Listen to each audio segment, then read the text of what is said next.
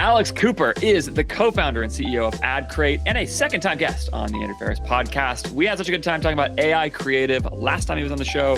We scheduled it again. And on the show today, we're going to talk about just sort of the state of AI and ad creative. It's one of the most live questions, I think, in D2C is sort of how do you utilize AI? There's an endless barrage of AI tools coming every day. We are recording this the day after ChatGPT 5 came out, and it's just a nonstop AI tool machine that we live in. And so how do you sort through it all? Which ones do you use? What is the point of AI? What's working? What's not working? Why are AI ads so disappointing so much of the time? Alex is a great guest on this, technical with AI, really knows his stuff, and also has spent a long time building ads for brands that perform. So he knows what he's talking about. Let's get into it with Alex Cooper from Adcate.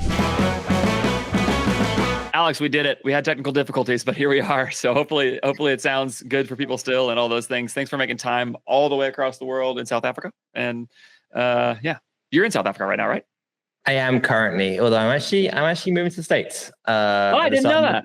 Yeah. I'm super pumped for it. I mean, I end up spending like 3 or 4 months of the year there anyway. So I am looking forward to heading over. And yeah, I got a lot of good feedback from the first pod that we did with people enjoying it. So I'm really pumped to jump back on and jam with you again. Yeah. Where are you moving to? Undecided. It's going to be in like January or February. I don't know. When I say the places, you're not going to want to stay there. Sorry? In January, don't go to the East Coast. You're not going to want to stay there. Like, don't go to New York. I don't know. Maybe you like the winter. I like Tennessee. I like Florida. I don't know. I don't like taxes. So, so you're not coming to LA? Yeah. No, I would love to go to New York or LA. I don't know. I don't know about the taxes, but we'll see. Yeah. I don't know. I have to fly 60 hours to get to the States right now. So if I can get that down to 2 or 3 to get to New York or LA, then I'll be over the moon. That's awesome.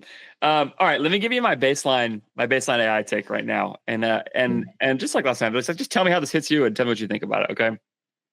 I've developed a position about AI, and it goes like this: AI for creative, AI for most things, but AI for ad creative specifically. That AI at the baseline level is an amazing amplifier of great ideas, and that is the primary role that it can play. Specifically with creative, it can do all kinds of other things in all kinds of ways in your organization, but especially as you think about the creative process, and I think in a lot of ways, a lot of things that businesses do and that people do, what it's really, really great at is taking good ideas and amplifying them. And therefore, the reason that a lot of AI creative is bad, and the reason that a lot of things don't work the way you want them to, etc. Some of it is technical. Some of it is that AI still hallucinates. Some of it is that it's hard to prompt and get the thing you want. There's all those things. There is skill involved with using it. I'm not great at it still. I'm not the one building this in my organization for this reason. But at the end of the day, a lot of it is because people don't have very good ideas about things, and therefore they amplify ideas that are not very good. That is like my baseline idea. And so then what that means for my organization is like the fundamental thing I'm thinking about is how do I discern truth? Which is like a hard thing, but like in every part of my organization, how do I discern what is true strategically about the way brands function and work, and then build that truth into the AI brain of the tools that I'm using, right? So anything that is an AI tool, I'm trying to get that truth into the brain of the tool, basically, right? So the context of ChatGPT or whatever it is. And then use AI to amplify the truth. And again, by truth here, what I mean is like strategically good ideas. That's my current position. I think there's all kinds of potential problems with that, actually. How does that hit you? Just react to that idea, and then let's see where it goes. Yeah, I want to guess and it. So I firstly, what I love is that like, there's a discernment between like research and execution. I think when a lot of people say that, AI ads don't work, they're talking about the execution phase. And like, if you try and, we spoke about this on the last podcast, if you try and look for the infinite button machine, like the infinite machine of ads, and like the one-click button that's going to generate all your ads, like that just doesn't exist today. And it probably won't exist for some time to a high level. I think that AI is most useful by far in the creative process, in the research phase for the time being. And then to your point of amplifying good ideas, I think that yes, I think that it's like one of the best use cases is amplifying good ideas. I actually don't think AI is like, I don't think it's actually bad at coming up with ideas if you use it properly. And what I mean by that is that like, I think that you can come up with good ideas with AI by coming up with a lot of ideas and then working out which of those lot of ideas are actually the good ideas. And this is why we have a saying like internally ad creators, like the only people that we've seen make good ads with AI are people who can make good ads without AI. Like, I really think that the value of a creative strategist or like a growth marketer in general in the next 12, 24 months and beyond is not necessarily in the actual skill of making ads itself, because I think a lot of like AI will eventually get to the point where it is taking care of a lot of the execution, but in knowing what to create. So it becomes even more important for us to like have like those reference points, and like something that we're drilling into our strategists like all the time is like try and get as many different, like absorb as many top performers from as many different industries as you can, so that you can reference that when you're coming up with ideas. And when you're looking through, 20 ideas that AI has come up with, you can go, oh, like this one reminds you of like something that I saw that work in this other account that was from a different industry. Or this one reminds you of this tweet that I saw like 6 months ago. Or this one reminds me of like a consulting call that I had 2 years ago with Andrew. And knowing what to create rather than like the actual skill of creating it itself. So I agree that one of the best things that you can do with AI right now is amplify good ideas. I also think that AI can come with good ideas if it comes up with enough ideas, but like you still need to have the discernment as a strategist to say, there's 10 headlines here, there's 10 hooks here, there's 10 scripts here, like whatever it is. Number 3, number 7, and number 10 are the ones that I'm going to run into production, then get AI to amplify those. I don't disagree with that. I think that it just sort of takes the same idea and pushes the ball to a different spot on the field. And what I mean is like the way you're framing it, right, is that still somebody has to come and find the best ideas. And so AI amplifies the best ideas, in this case by surfacing more total ideas in the use case you're describing. It helps you surface more ideas. But again, in that surfacing process, it actually surfaces a bunch of bad ideas too. And so so that means that like the thing that's really valuable about it is the ability to help you get to the best things. And so, I actually, let's just stay there for a second. How are you using AI to surface ideas like at the ad level? So I want to talk a little bit about how AI then amplifies those, and we'll get there. So let's put a bookmark on that. But let's just talk about that idea of like idea generation, because obviously this is something people talk about a lot with AI. Yeah. It's like, how do we do that? So in what part of the creative process are you using it to generate ideas, and how is it helpful to you? Yeah. I've got like a few things I want to share on this. But like the first thing is that like, again, it's not just like one prompt and it comes up with 20 ideas from it. This is a very iterative process. This is me going through in a chat with like multiple pieces of feedback, me saying like, okay, first start on this emotion, then drill down into this one, then drill down into this one, then drill down into this one.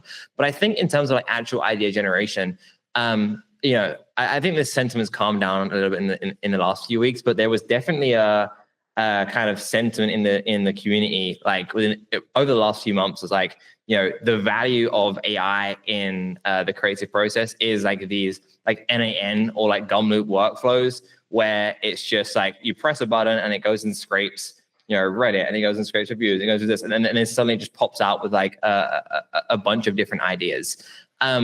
I actually approach it a little differently, and this goes back to like the newsletter that you tweeted about a few weeks ago. Like the way that we go about idea generation, and like one of the biggest use cases for AI, I think, for us at the moment, is to build either custom GPTs or Claude projects that are trained on your data, and like more importantly, trained on creative strategy. GPT or Claude, even though the models are getting better, they're still not good creative strategists, because they're trained on like, blog articles from like marketers years ago. They don't know context engineering. And like to be able to selectively, work out, okay, I want to train a custom GPT to be the best at headline generation.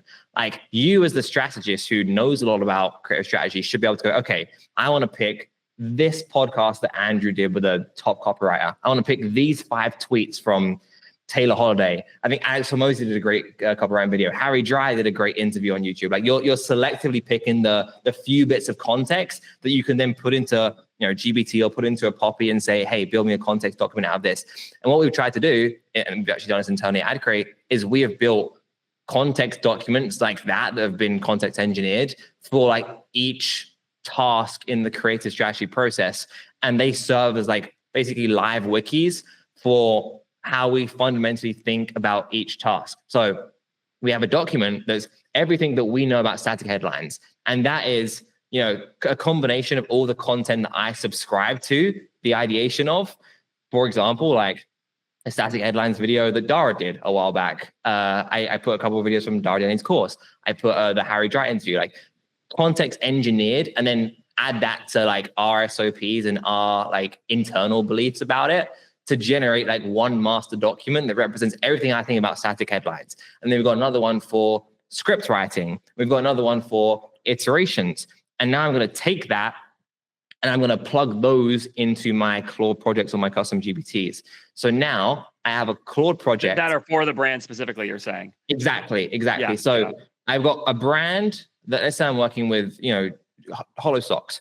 We have a Hollow Socks headline generator, which is trained on Hollow Socks brand data, everything you want to know about the brand, USPs, value props, etc., personas, all of their top performers. And then also this document of everything we know about static headlines. And like when you have those three things, the brand context, the domain context, and the top performers, it does, at least I find it does significantly improve the outputs rather than just going to a normal Claude chat. And again, like these outputs still aren't 100%. In fact, you know, it's probably less than half of them are actually good ideas, but like a lot higher of a hit rate than just going straight into Claude. So I'm going into those chats inside the Claude project or the custom GPTs.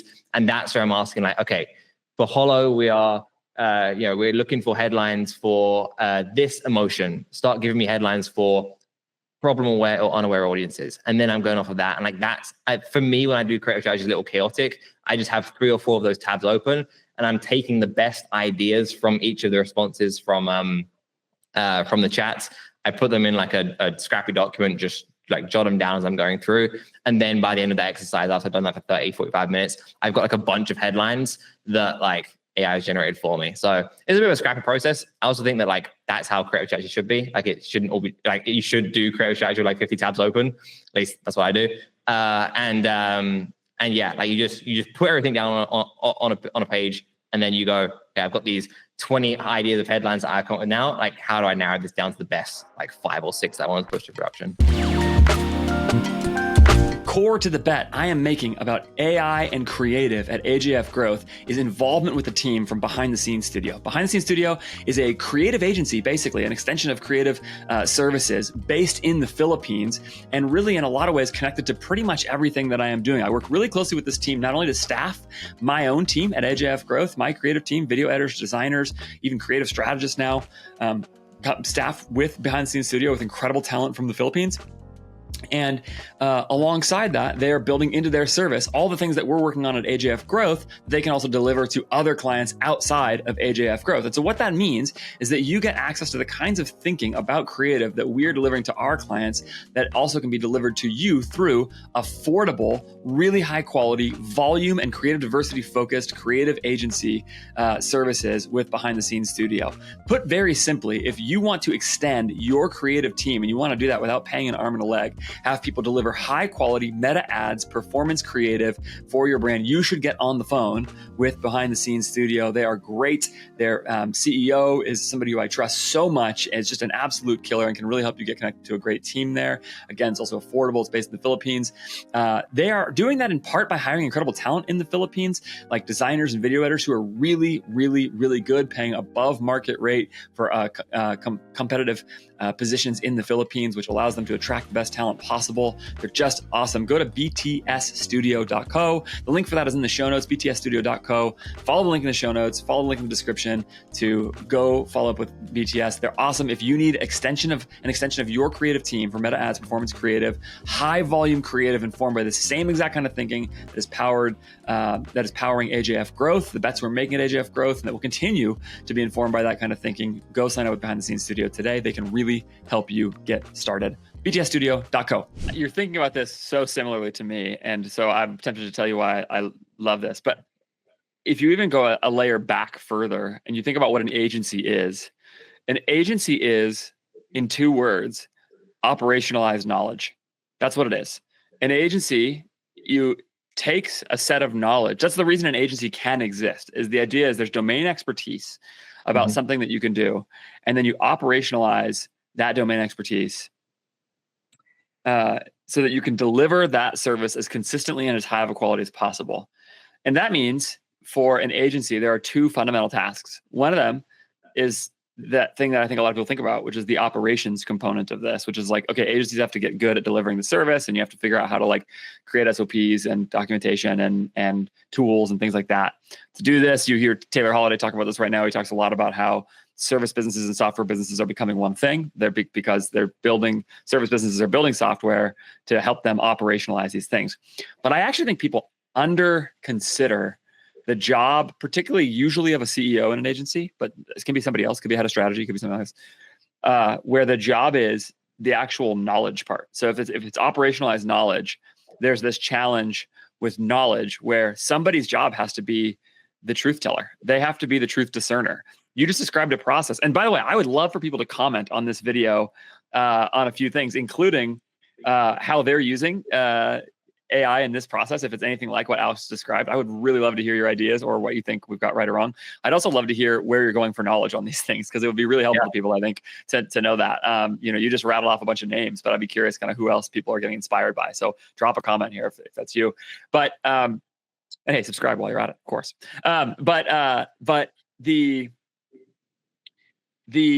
knowledge part of this, I think, is really hard. And you rattle off Hormozy and others, and people talk about reading David Ogilvy and like older stuff. And, whatever it is, I see Ogilvy on advertising right there behind you, Alex. We've got that kind of stuff.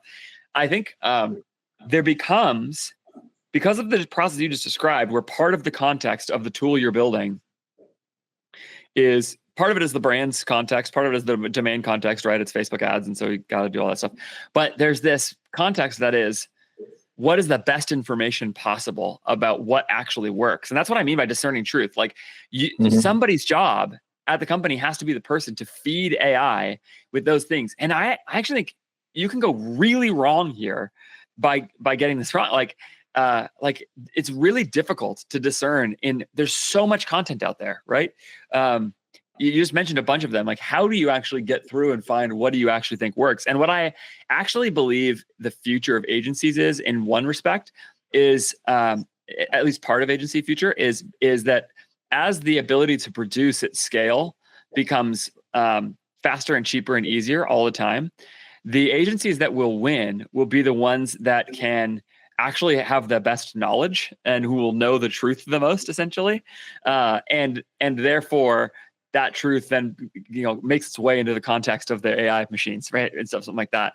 And that's the bet I'm making at AJF Growth. Is like I'm looking at the landscape, going like, I think that we could sort through a whole bunch of stuff about what makes ads work on the internet, and I could work with Patrick, my COO, and say okay, Patrick, how do we get this? Here's what we believe is true. And I'm talking about down to the level of the human condition. Like what is it like to be a human and to desire things? Mm-hmm. The better somebody at a creative performance agency can understand that and how ads speak to that, the more that you can turn that into operations. And the thing is, in a pre-AI world, it was really hard to operationalize that knowledge, because you then have to take everybody into a philosophy class at your agency where you talk about the human condition, and you might be, informed here by Aristotle or something like that, right? And go like, this is what people are like, and this is what I believe about what motivates people to make decisions and all these things.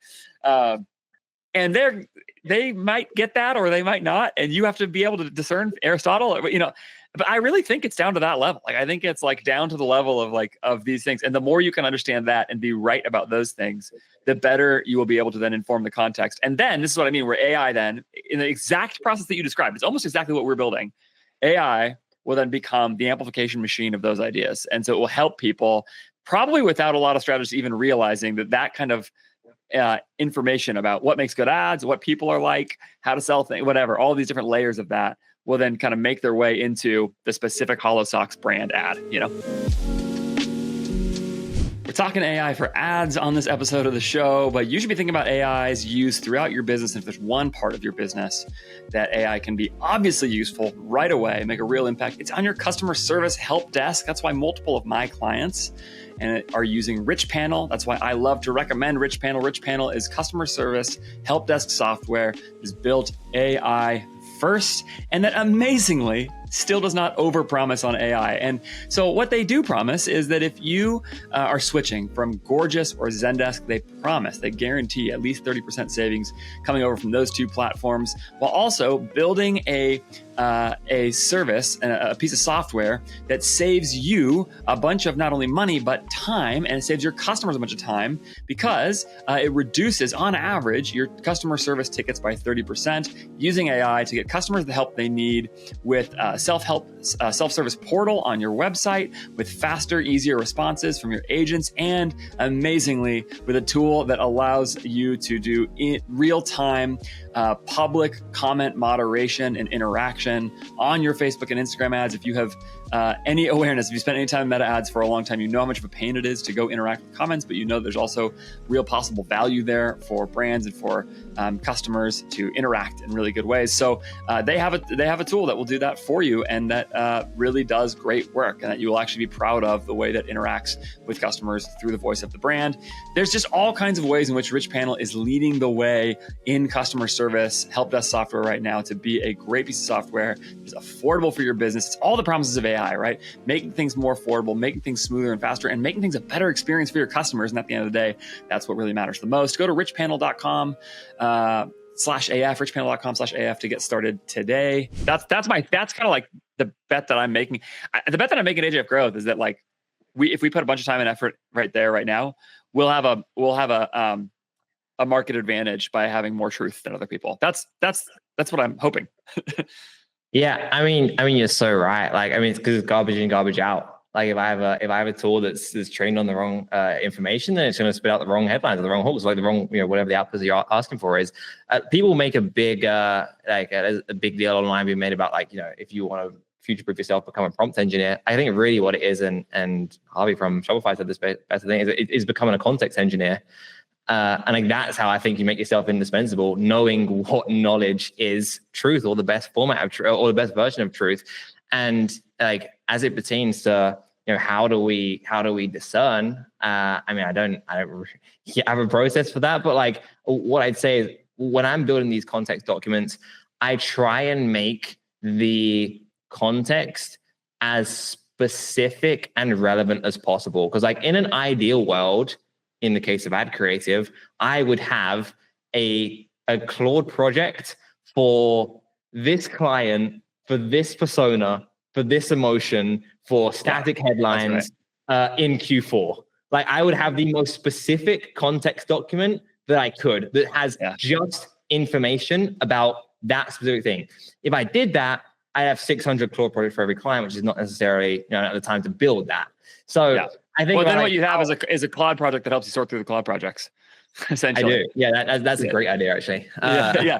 I mean, everything you're describing is like use AI to build it. Use AI to build the thing that you're describing.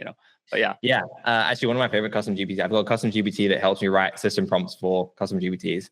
Yeah, it's smart. I use that a lot. But yeah, like, thinking about how can we make these content documents as specific and relevant as possible to the task, and like, however much time you've got to invest in this. I do think it's a time investment rather than like time being lost. Like, we actually have, all of our strategies have client slots like dedicated just to context building.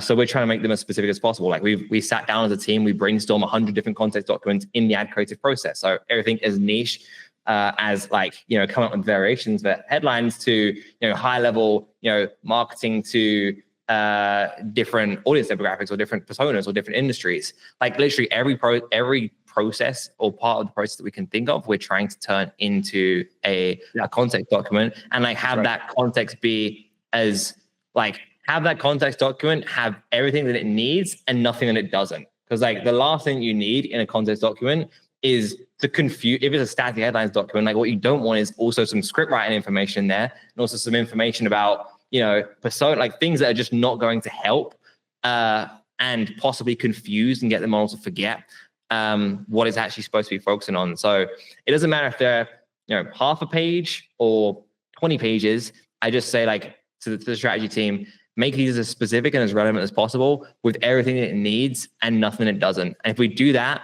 across every task in this case, creative process, but at large, every process like in the marketing department, then I think we should be in a place where we can get quite a lot of value out of our Claude projects and our custom GPTs. You talked about getting really specific with all of these things, the more context, like, and I think that's right. Like, one of the things I've watched happen with Common Thread Collective on their path to growing and having an exit and having like so much success over the last couple of years in particular, is that Taylor basically applied the kind of thinking you just described to the media buying and financial process. So I've looked inside that organization a lot, and they had this idea, which is like, okay, well, you start with a forecast. Okay, well, what's a forecast? Well, it's actually a prediction about new customer revenue and returning customer revenue. Okay, well, what are the difference between those things? Well, returning customer revenue actually comes down to different cohort performances. Okay, how do you forecast every single cohort month to month? Okay, how do you do that relative to the marketing calendar? And it's just layer of specificity within layer of specificity within layer of specificity until it gets down to, okay, we have a spend forecast, $100,000 for the month for the brand or whatever, $1 million for the month. Okay, well, you don't just spend $1 million on Facebook, you spend it across campaigns. Okay, so how much per campaign? Okay, well, you don't spend it all in one day, you spend it per day. So how much per campaign per day are you forecasting? And the ability to take an idea about what makes a good e-commerce business, which is financial clarity and profit first thinking, and how e-commerce businesses drive profit, and to bring that all the way to the layer of specificity with a long and continuous development of tools, which took, I just know the way they did that there was like, it required somebody whose full-time job was to be an Excel wizard, they've got a developer to build internal software tools to help it, all those things. So as they continued to do that, and they got down to layer inside layer inside layer until eventually you're forecasting each campaign spend by day. And that way, every single day, whether or not you're on target to reach the financial track, because the financial outcome is the central metric that CTC says is what a brand should have. And the thing is, Taylor's probably right about that. And so he had discerned truth about what makes e-commerce brands work, specifically in the area of financial analysis, and then went down to this layer of specificity and then built the service around the ability to deliver at that level of specificity. And what I think is that's the exact same thing you have to do for creative, which is like, okay, it's not just make a static image ad. There's certain like different kinds of headlines work different ways. Okay, what about with men versus women? What about with millennials versus boomers? What about with beauty versus apparel? What about it? And basically, you just keep pressing in and pressing in and pressing in. And the beauty is that ability to press in is now meaningfully amplified by the fact that you have AI to help you develop the tools, right? You could build the GPT that works through other GPTs or whatever. So like, that's part of it. But it's also this continuing ability to keep asking yourself the question, well, wait a minute, how can I be more specific? How can I discern more truth here? And if you could actually do that, and again, I think that's what will make great uses of AI within organizations. I'm talking about this with an agency framework. But of course, this would be true for all kinds of organizations in all kinds of different ways that can just keep doing this across the board with basically any like service that they're delivering. And I mean, again, I think like smart, broad thinking humans are going to be really important in that process to like sort through a lot of good and bad ideas in the midst of every one of those steps, Yeah, absolutely. And what makes it slightly like even more interesting about the creative process is like, there is no step-by-step for coming up with good ads. Like I was speaking to my strategy team about this the other day. It's not like you do the research, then you do then you do the messaging, then you do the format. Most strategists I know literally do their creative strategy, like I said, with 50 tabs open. And sometimes it goes, I've come up with a headline. Let me find a format that matches the headline, so, and then put it into production. Sometimes they find a format and they go, okay, what headline or what hook would work with this format, and then they put it through to production. There's no like one size fits all process, even though like that's what everyone wants from us. They want to like do this and do this and do this, but there really isn't one. And then trying to operationalize that at scale is not easy. But like again, like this is why if you do it, you'll win over the long term. It's not the quick like build an end flow and then click a button, you get all your ad ideas. Like it's boring, it's unsexy work, and like even when you complete it, you don't get the one-click ads. You still have to go through the Claude project. You have to give feedback, and you have to say, "Oh, actually, less of this and more of this." And like it's not the dream that everyone's been sold online, but like it is the best way to get value, like actual tangible business value in the creative process out of AI today, in my opinion. It's funny you say that, because like the whole idea, right, is that like, or the thing that people, like you said, have been sold is like, this is going to do everything for you. But, and I don't know, maybe there will be, but like right now, everything we're describing is like a bunch more work. It's like a bunch more really hard work than it was before. Yeah. I mean, we like I said, have strategists who have dedicated client slots to this, and we're like giving away tens of thousands of dollars a month that could be allocated to client slots to build these context documents. Like it's not easy to build them. It takes a lot of time. And it was a lot easier for me if I just say to the strategist, hey, go and make some ads for our brands. But like, this is an investment we're making that in the way that the industry is going. Like, I actually think the creative strategy becomes more important than they were pre-AI, at least the good ones. Because like I said, it's not going to be about the skill of creating ads itself, but knowing what to create and being able to build the systems to help AI dictate what to create. That's going to be valuable. Okay, let's talk about another aspect of all this, which is the endless onslaught of new tools. Like the other day, I saw somebody say VO3 ads are ripping right now. Might have been you. I don't remember if it was somebody saying something like that. Okay, so should I drop everything and start using VO3 when I see Alex Cooper tweet that? Yeah, you should. You should always listen to people on Twitter. I think when I've done that previously, Yeah. When I've done that previously, it's always worked that well. I was actually having a conversation about this. Is a slight tangent with someone the other day about like how you really shouldn't listen to any of us on Twitter. Like especially in e-commerce, every business is so different. Like we work in one of our biggest accounts is a beauty brand. Actually, the tweet I made today was like somewhat related to this, and their top performer is a hook where it's a makeup artist saying, "Hey, I'm Sarah and I'm a makeup artist," and like on paper, I wouldn't use that hook for any other industry. Like someone introducing themselves, I don't know or care who you are, Sarah. And like, you're not making it immediately relevant to me as to why I should buy your product or be interested in what you've got to say. But like, because that is the type of content that people in that industry actually consume organically, it works really well for our beauty brands. We have other brands where it's like, whatever we try, podcast ads work pretty well. Or a lot of supplement brands that we work with, like VSL style, like longer educational ads work well. So like, you can look at what people say on Twitter, but like every business is different, and you shouldn't really, take anything that any of us say as gospel, because what we say might just be what's working for our set of clients or like that one specific brand one time, rather than like something that's going to work inside of every single account for everyone. But I mean, on a more serious note, even though you shouldn't drop anything with VO, good advice. VO is interesting in that like some of the stuff that I've seen on Twitter over the last few weeks of VO like genuinely blows my mind. Even some of the ads that our team's starting to put out now. Like I used to think that AI limits your creativity, but like now seeing a lot of the stuff that we're making, I think the opposite. I think that like you're literally only bound by what you can come up with, to create, which is again why collecting inspiration and creating a 4-play board of all the stuff that you've seen on VO or on Twitter or like in other ad accounts is something I think everyone should be doing. It's still a little tedious and like it takes a lot of work to get good outputs from it. What I'll say on VO is this: I think right now the best use case, similarly to image gen, is generating intentionally unrealistic hooks. For example, we work with a joint pain brand. We've got a neon, like someone's knee on fire. There was another one that I saw. Someone had an ice pack, like a foot in an ice cube for some like foot pain. So like just intentionally unrealistic things. I've seen people like write on skin that you wouldn't be able to get like with a human. Things that like are not easy to get, although don't look too unrealistic. I've seen do pretty well like on hooks as VO.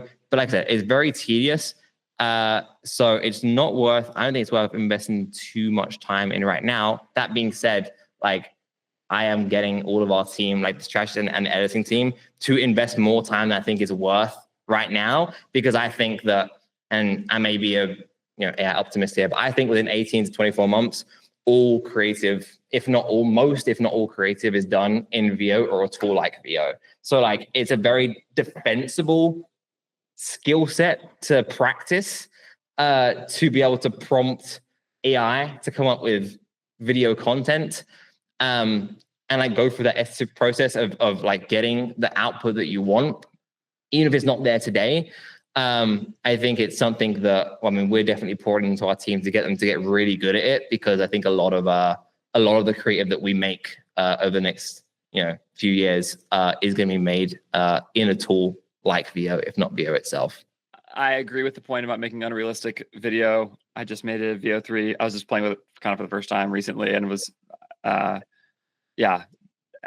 playing with like a whole bunch of stuff that was exactly that use case. I think Taylor had tweeted this as well a while back, the notion that like everybody's trying to make AI look really realistic, but the actually really interesting use is to use AI to make unrealistic things. The way I've thought about this sometimes is that suddenly there's the democratization of Hollywood level CGI.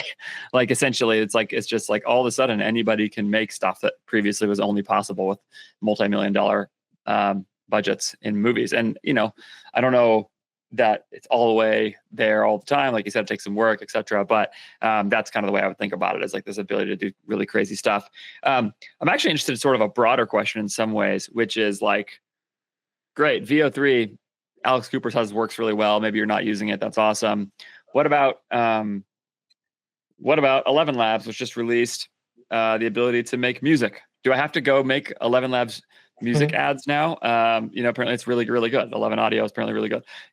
What about the 15 other tools that are going to come out in the next 2 weeks that I'm going to be tempted to chase down, because they're all going to have marketers telling the whole world about how great they are, and they're all going to have really impressive samples that they show everybody.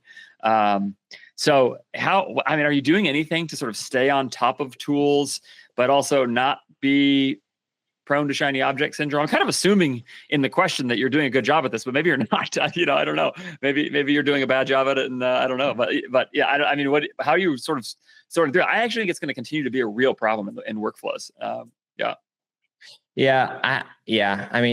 think everyone's overwhelmed. I'm certainly overwhelmed by the amount of tools that have come out this year. I think we said this in the last podcast at the start of the year, that there's just so much coming out right now. And what I try and think about is like, what really is the business value that we can create from a tool like this? Because, you can, for a lot of these tools, you can spend 20 to 30 hours trying to make the perfect prompt or the perfect output, and like optimize it to like get to the point where it's really good. But then 2 weeks later, someone else releases a tool that you could have done the same thing in 5 minutes. That's what happens with image gen. Like I spent like 30 hours trying to make the perfect image gen prompt, and actually then image gen updated like 4 weeks later, and like I could make something that was better than anything I could make in 40 hours a few weeks before. That's right. Yeah. So like you really got to think about like, okay, what business value do I think I can create from a tool like this? And I generally I try as many of the tools I can, because I try and do it so I can tell other people, so they don't have to spend the time on it. There's only a handful of tools that we actually use on a day-to-day basis. And 78% of it is done inside of GPT and Claude. I think deep research is really good. Again, that's inside of GPT. Reddit Answers is one that I would encourage everyone to use. it's just like, chatting to ChatGPT, but it's sourced on Reddit and it cites actual Reddit threads. So it's really good for research. We use a bit of Archives, we use a bit of 11 Labs, but like beyond that, there's really not too much outside of a few things for image and video generation. Like we do a little bit on Higglesfield for low production. But outside of that, like it's I think a lot of these tools are sexier than they are practical. And genuinely, if I was at a brand and like I didn't have the amount of time to commit to AI tools that Alex Cooper does, I don't know if there's better advice than like just follow people online who are going to kind of sacrifice themselves to go and try a lot of these tools, and then feedback on the ones that are actually valuable, because it is difficult. I find myself spending like demoing tools where 80% of them don't actually help or more of that don't actually help in the creative process. So it's difficult. I just try and like, if a new tool comes out, don't get shiny object syndrome. Let other people test it, see what the results come back as, or even I think about hiring someone to just be a tester. Like we've actually got someone at Adcate who does some of our testing for us, like someone that I just got in Europe who like has a little bit of knowledge on strategy, and like whenever there's a new tool, I just send it his way, and he goes and tests it and gives you feedback and see if he can come up with some good ads. So it's difficult, it is overwhelming, but try not to get caught up if there's a new tool that comes out. Like let it sit, let other people test it and see what people say online. And if you think that genuinely like it is something that is going to be around and not be replaced by another tool or a better tool in the near future, then like that's when I think about jumping into it. So I have a couple ways that I've been thinking about it. It's very similar to what you said, which you just kind of laid out we have enough tools with the ones we have kind of mentality, and we don't really need to go chase everything down. And then also that you're dedicating some time in your job specifically, and including in your like public content. So there's kind of additional value for you to kind of be on the leading edge of this stuff. I certainly would look to you as somebody to go like, oh, thanks. Like you turn me on to Poppy, for example, that's like was a helpful thing. I think there's a couple things that I'm sort of doing to sort through this, and here's the bet I'm making right now. And if you have any responses, I'd love to hear it. One of them is that there actually isn't very much value in being first.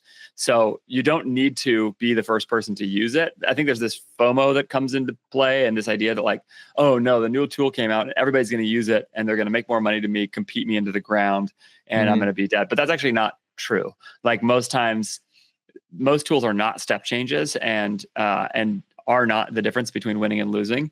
And that means that you should instead ladder your decisions back towards the economic outcomes that you're pursuing. Like you said, you kept using the phrase business outcomes. I think that's right.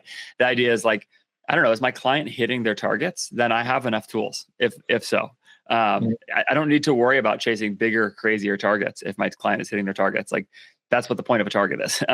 It's in fact, a target is a helpful mechanism for dealing with shiny object syndrome.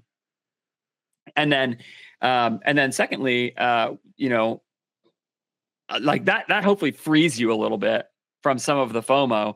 But then secondly, there are new tools that are really helpful. VO3 is really cool, and there are times to use it. So the way we're thinking about it is like, what if we had a brief for each like video editor on our team, designer, strategist, whatever, where it's essentially like, we expect this to take you X amount of time. We haven't landed on it, but we're talking about like building one, and we're just going to call it the moonshot brief. And it's just like, or the explore brief or something. And the idea is like, you got all these briefs to work through. You're a talented video editor, you're a talented designer, whatever.